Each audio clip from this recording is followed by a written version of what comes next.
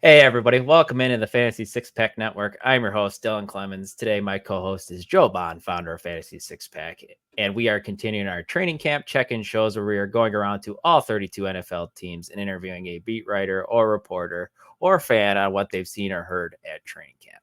In this episode, we are talking the Carolina Panthers. And here helping us do so is Matt Alquiza, deputy editor, SIPanthers. Matt, appreciate you giving us your time in such a busy part of the year. How you doing today, man?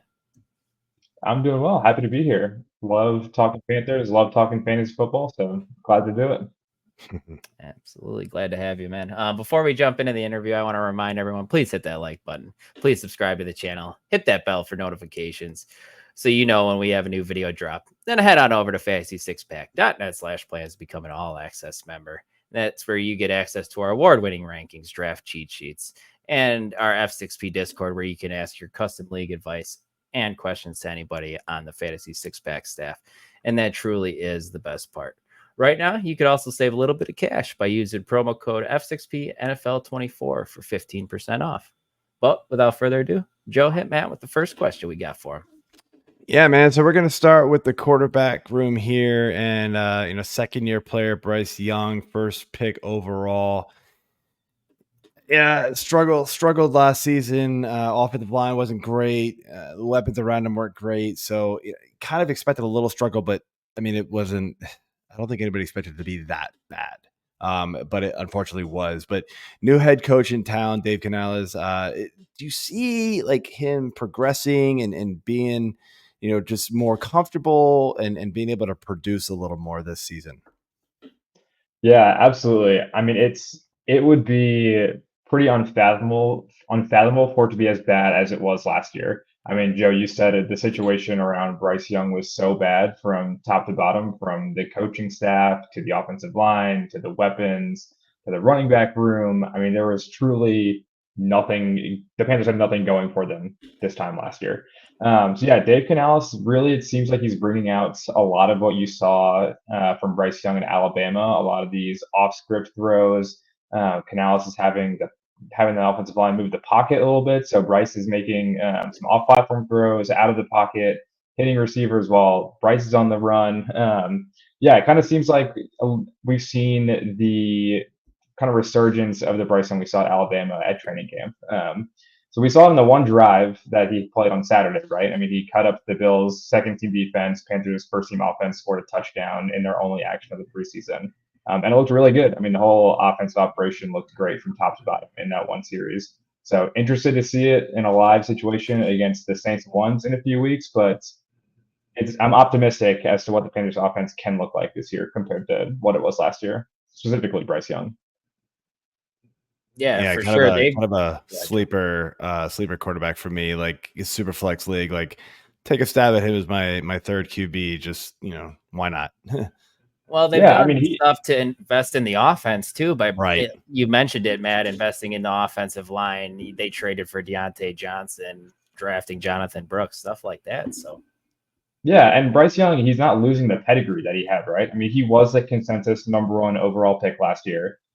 Depending on where you looked, most outlets had Bryce Young over CJ Stroud going into that draft. So he's still incredibly talented. Obviously, he has limitations with his size, his arm strength, whatever, but his processing skills and his ability to make plays out of structure is what made him so great in college. And it seems like Canales is allowing him the freedom to do that going into the season. So if he does that when the regular season starts, I mean, there's no reason, like you said, Joe, he can't be a sleeper, very, very solid QB3, low to mid end QB2 on a super flex roster. Yeah. yeah, great to hear that. Looking at the running backs, they gave Miles Sanders some money a couple years or last offseason. Didn't really pan out, struggled a little bit. Chuba Hubbard ends up taking over the job later in the season. Then they go out and draft Jonathan Brooks out of Texas. Unfortunately, he's coming off an ACL injury. Matt, when Brooks is healthy, how do you foresee this backfield playing out? And do you see him being activated week one? Or are you kind of skeptical with that a little bit? No, Canales said a few weeks ago that it'll be at the earliest week 3 or week 4 for Brooks to be active. He hasn't practiced all training camp. He's going to have some, acclimation period when he is cleared for contact and in full pads. So we'll have a couple weeks of practice before he actually, suits up for a game. So I would say that Brooks, he, in my opinion, he's not going to take over the full load in the backfield, or I guess the majority load in the backfield until, I don't know, week 10, week 11, kind of the second half of the year.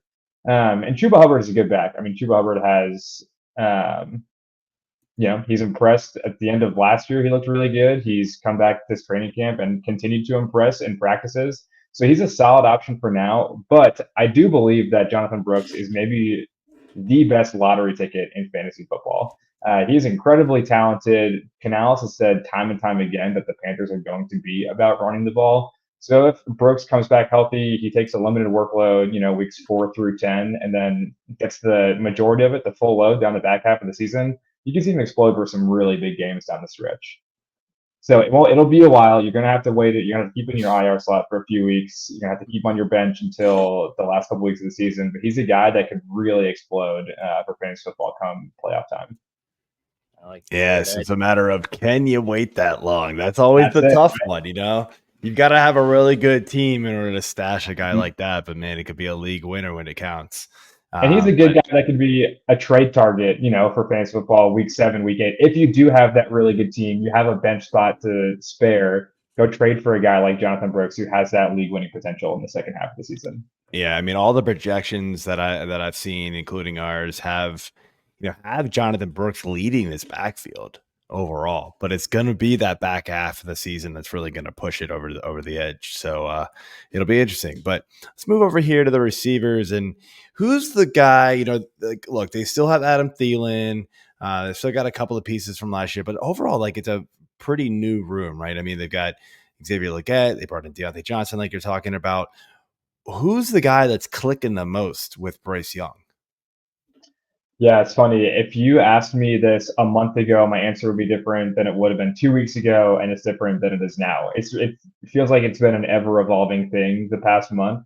The first 2 weeks of training camp, it was Jonathan Mingo. Like every single day, he was making a play in camp. The drumbeat of all the reporters that were there day in and day out, like Jonathan Mingo has come back and impressed at the beginning of training camp. Spent all offseason working with Steve Smith. They've developed a pretty solid rapport. So the first 2 weeks before pads were on, it was Jonathan Mingo. He was the one catching passes from Young every day. After that, this last 2 weeks, they had a joint practice with the Jets. I guess it was 2 Thursdays ago. Diontae Johnson was hurt. He didn't practice, and Terrace Marshall was the X receiver at that practice, and he dominated the Jets all practice. And then really since then, he's been the one who's, been the leading receiver in training camp. Had a touchdown on Saturday. Continue to pull in touchdowns at practice. I mean, the Panthers' social media was just, littered with clips of Marshall scoring touchdowns. But he's now on the trading block. The Panthers' lead beat reporter, Joe Person of The Athletic, said that they're seemingly shopping him. He's been on the trade block for a year and a half now, it feels like. So, yeah, Marshall has been played really well at camp. And if he makes the team, I could see him pushing for a role. But the real answer for this is Diontae Johnson. He's going to see 125, 130 targets from Bryce Young this year. Canales said a few weeks ago, he said, when you were thinking about our offense, the number one question that we're asking is, where is Diontae Johnson? So he's the focal point. He's going to be the number one option. Him and Bryce have hooked up a good bit at camp. The drumbeat around him is not as loud as it has been for Mingo or Marshall, but he's by far the most talented receiver on the team, right? ESPN's open score ranks him very highly. He is an incredible route runner. He's going to unlock a level for this offense that they did not have last year. No, that's good to hear. He's been a guy who I thought it's going a little underrated in drafts. So just a guy who I just think is going to get a ton of targets. And even though they may not be the greatest, offense in the league, like that counts. When you're getting them that late, absolutely. Give me all that volume. Yeah, for sure. Looking at the tight end position, we haven't gotten a lot of from this position from the Panthers the last few years. This year they drafted Jatavian Sanders. It was an interesting prospect. You still got Tommy Tremble and Ian Thomas on the depth chart as well. Matt, is it just a matter of time before Ja'Tavion Sanders kind of takes over here, or is it going to be a little bit of a slow burn for him this season? Yeah, I think it's going to be a slow burn. The Panthers tight end room is really a mystery. Ian Thomas hasn't practiced all training camp. He's been banged up, is likely to return, I guess, at some point next week. Canales said like a month ago that they were targeting a week 1 return for Ian Thomas. Tommy Tremble was hurt. He missed 3 weeks of practice. So Sanders has been the number 1 tight end for, the last 2 or 3 weeks. I think Tremble came back to practice at some point last week. He didn't play on Saturday. So Sanders got all of the reps with the starting offense. So there's those 3 guys, and they're all going to be fighting for snaps. I mean, you're not going to see anything fantasy-wise from Ian Thomas. He's the blocking tight end. Mm-hmm. It's going to come down to Tremble or Sanders as to who's in on passing downs.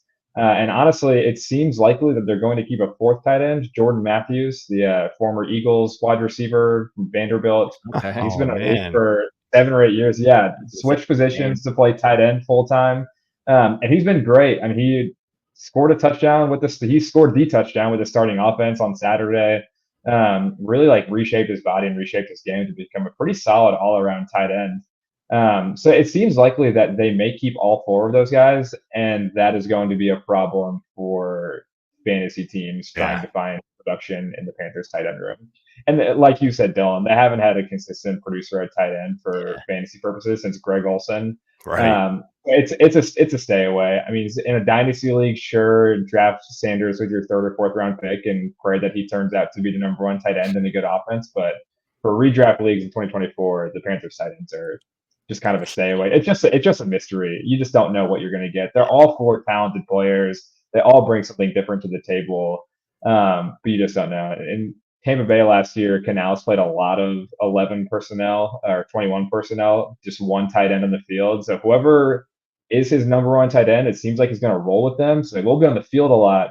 But again, you just don't know who it's going to be week to week. Sure. Jordan Matthews was not a name that I had on my. No, oh my God! Hearing tonight, that's right. It's a great story. Matthews, I had to think back. It really is. That's awesome. What? I know that name. 8 touchdowns as a rookie or a sophomore in Philly or something like that. Had some really, pretty solid seasons as a wide receiver. But yeah, it's pretty cool. It completely transformed his body. He's 30 years old, really, having a second wind in his career at a different position. Seems like a great guy. Always the first one out there working, always the last one in the jugs machine. He's the kind of guy that you want to root for him, right? Because of his story. I think it's a mismatch to get some linebackers, man. That would be something. Right? Yeah, come on. All right. Well, I mean, that's a name that's going to surprise me, but let's lead into this question here. So we're asking this to everybody who's come on and talked about their teams. And so here it is. It is who's the player that you've seen at camp that is going to surprise people, good or bad, that fantasy managers kind of need to put on their radar? Yeah, I mean, I feel like I could list a whole bunch of names. Like I said, Jonathan Mingo, I think he's going to surprise people. And I'm going to say good surprises all around. Jonathan Mingo, he's going to have a real role in this offense. And through wide receiver sets, he's going to be a starter. It's going to be him, Diontae Johnson, Adam Thielen. Those are going to be the 3 starters in 11 personnel. So you'll see a lot of Mingo on the field early on. And if he continues to take a leap like he has beginning of training camp, he's going to be a solid fantasy asset. Same with Terrace Marshall. I don't know if it's going to be on the Panthers, but he has been really, really impressive in training camp. He's playing very physical. He's always been a guy that kind of wins at the catch point because he's has pretty good size. So if he gets the opportunity to play consistent snaps, like I said, it may not be in Carolina. They trade him to Dallas before cut down tomorrow. They trade him to Washington, or a team who's looking for another wide receiver to pair with the star they already have. Terrace Marshall, could make an impact somewhere. But my answer is Bryce Young. I mean, I think this, Dave Canales was brought in. He's the QB whisperer. He rejuvenated Baker Mayfield, rejuvenated Geno Smith. And not that Bryce Young is a real reclamation project after 1 year and maybe the worst situation a rookie has ever been drafted into. But you want to see something from Bryce Young in year 2, and I think people are going to be very surprised when the Panthers line up in week 1 and actually look like a competent outfit on offense in New Orleans. because that did not. They had one game last year where they looked like a legitimate NFL offense, and that was against Green Bay in like week 15. Bryce Young had 3 touchdowns. I think the Panthers offense is going to be better than the NFL world at large is thinking of it right now. Good. So I think Bryce Young is really going to surprise people and kind of remind folks like, hey, this is the guy that was drafted #1 overall last year, right? The Heisman Trophy winner, the national champion. It's Bryce Young's my answer. I love to hear it. All right, man. So Matt, I want to thank you for coming on. This was great. I hope everybody was able to take some information and use it for their fantasy drafts that are still upcoming. But before we let you go, I want to give you a chance to tell everybody where they can find you and what you got going on this season. Yeah, on Twitter, at Alquiza8, you can see my handle down there. Panthers on SI is where all of my work will be. So yeah, follow me on Twitter. I post all my stuff on there, either from my own account or retweeting the Panthers on SI account. So yeah, follow me on there if you want to continue keeping up with the Panthers. Absolutely. All right, man. Well, thanks again, and we'll have to do it again. Great stuff, Matt. Thank you. Appreciate you guys. Thanks for having me. See ya. All right, so that's it for our Carolina Panthers training camp report. I want to thank Matt for coming on again. This was great. And before we head out, just want to remind you to click that like button, the subscribe, and leave those comments wherever you watch or listen, and check out the rest of these 32 team training camp reports in the playlist on Spotify, Apple, YouTube, wherever. They are fantastic, if I may say so myself, Dylan.